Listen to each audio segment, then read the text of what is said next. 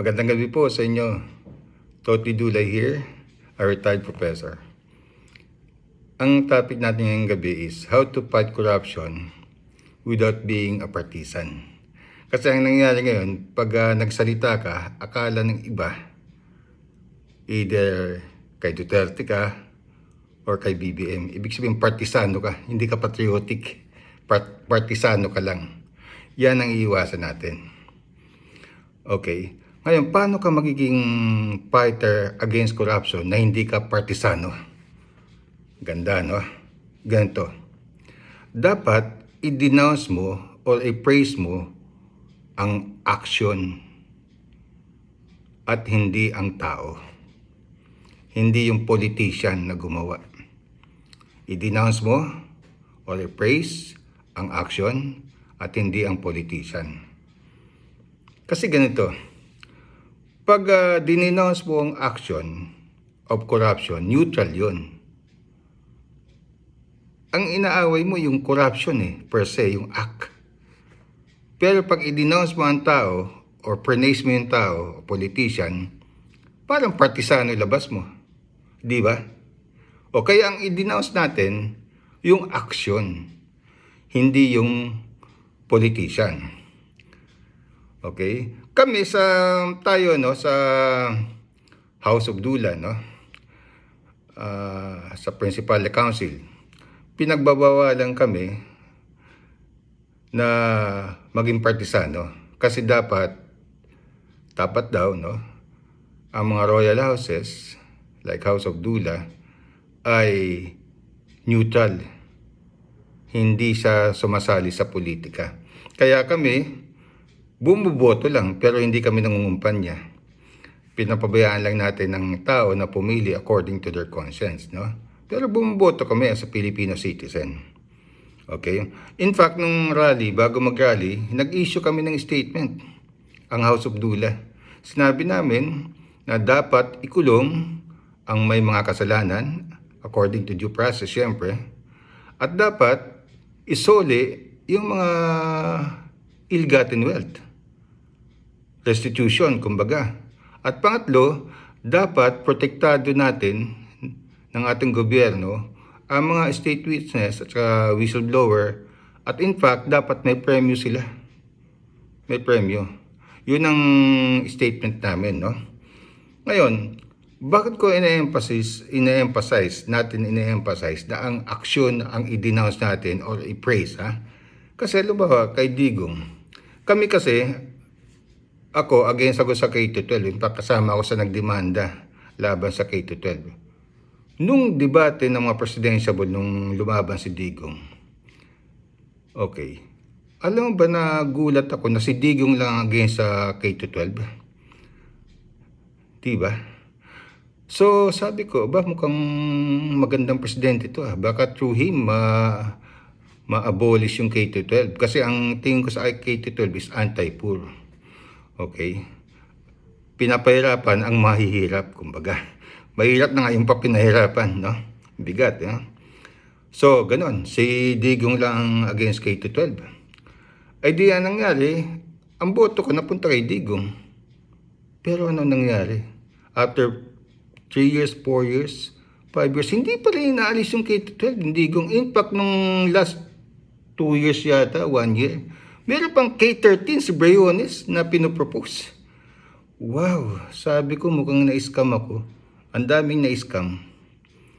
Ang daming na-scam ni Digong. So, i-denounce natin ang AK, hindi si Digong.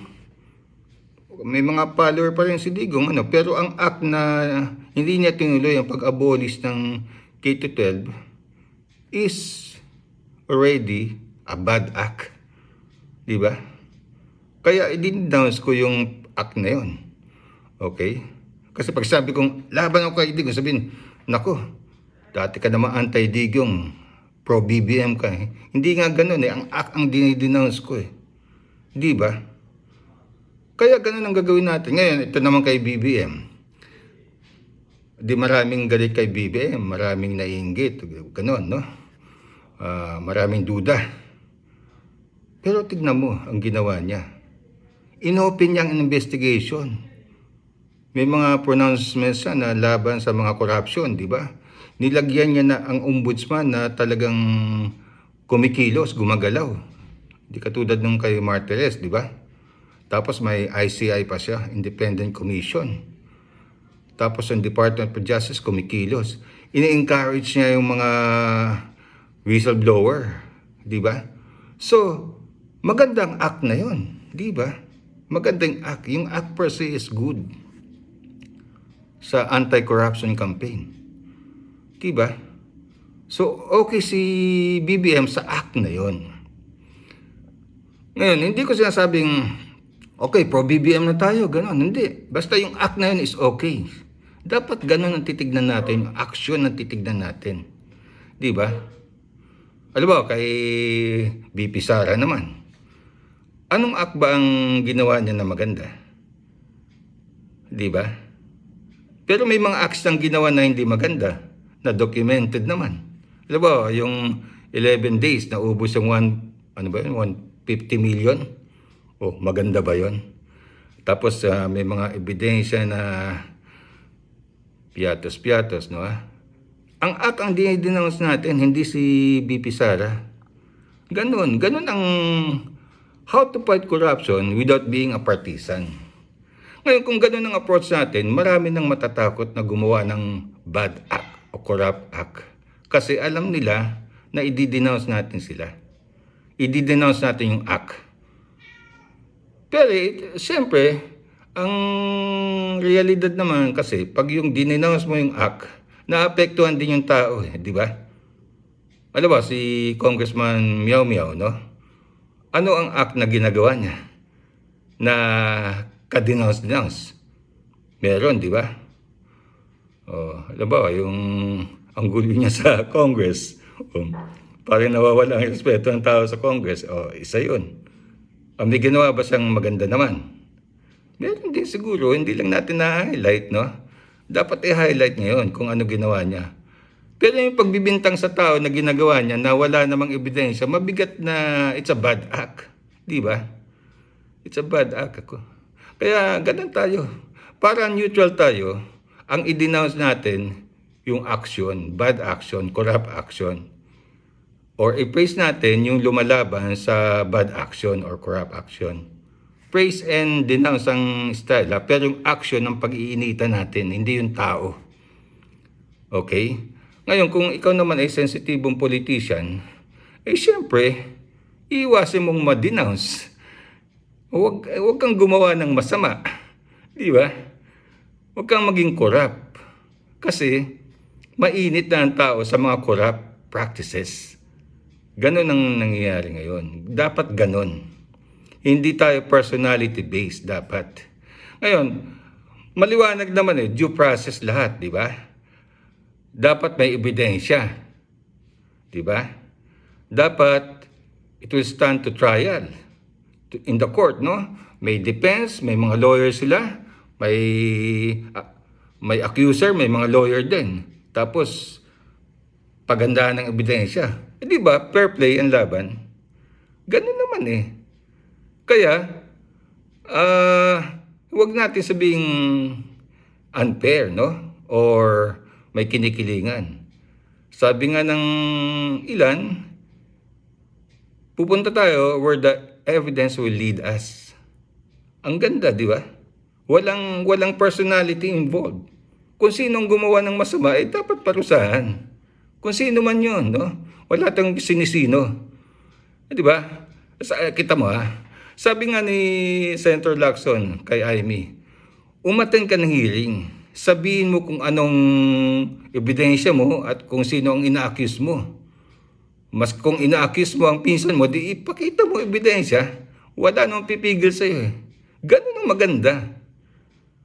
Di ba? Evidence-based at saka hindi personality. Yan ang kagandahan sa ginawa ni PBBM. Neutral talaga.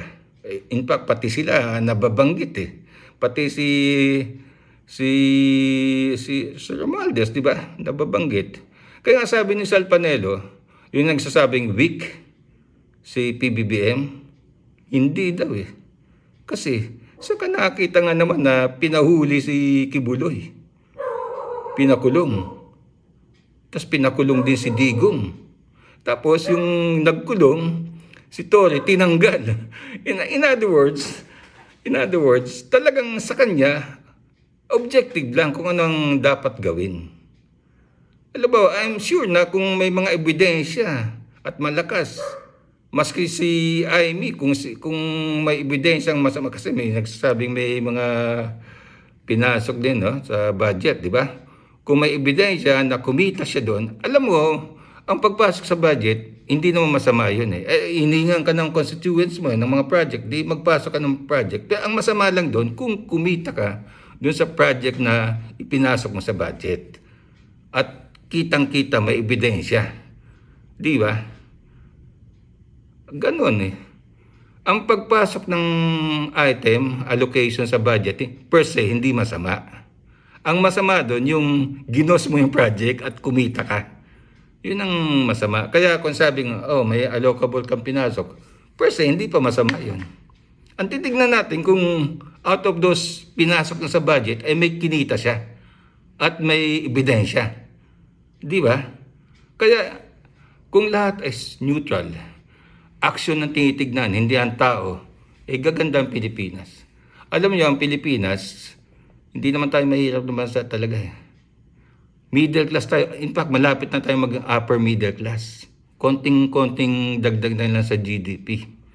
Kaya, kung mawawala itong corruption na to, itong sinimula ng BBM, tapos sundan ng next president na anti-corruption din, ito na, paunlad na tayo. Diba? O, yan lang muna.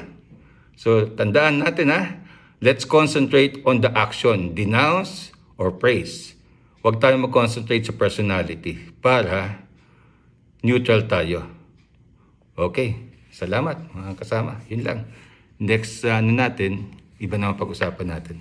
Mag-comment kayo kung gusto niyo mag-comment. Tapos pag-usapan natin kung magandang comment mo at medyo magandang issue, sige, di-discuss ko. Sige, salamat. Good night everyone.